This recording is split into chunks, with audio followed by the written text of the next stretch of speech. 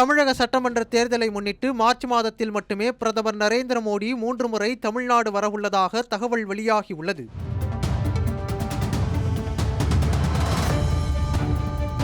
தமிழ்நாடு சட்டமன்ற தேர்தல் அறிவிப்பு விரைவில் வெளியாக உள்ளது.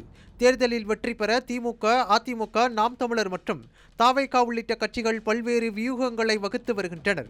தேசிய தலைவர்கள் முதல் மாநில தலைவர்கள் வரை தமிழ்நாடு அரசியலில் கவனம் செலுத்தி வருகிறார்கள்.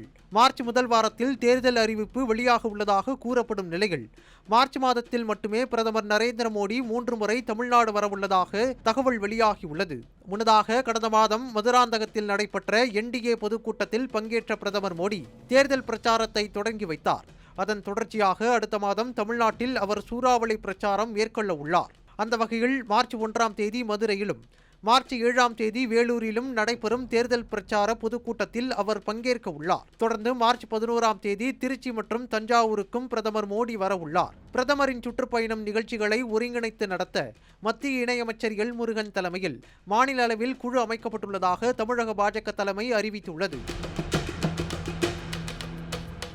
இதற்காக வேலூர் கோட்டை மைதானம் மற்றும் பள்ளிக்கொண்டா அருகே கந்தநேரி பகுதியில் சென்னை பெங்களூர் 6 வழிச் சாலையோரம் உள்ள மைதானம் ஆகிய இடங்கள் பார்வையிடப்பட்டன. தேர்வு செய்யப்படும் இடத்தின் பரப்பளவை பொறுத்து கூட்டத்தில் பங்கேற்கும் பொதுமக்களின் எண்ணிக்கை திட்டமிடப்படும் எனவும் தெரிவிக்கப்பட்டுள்ளது.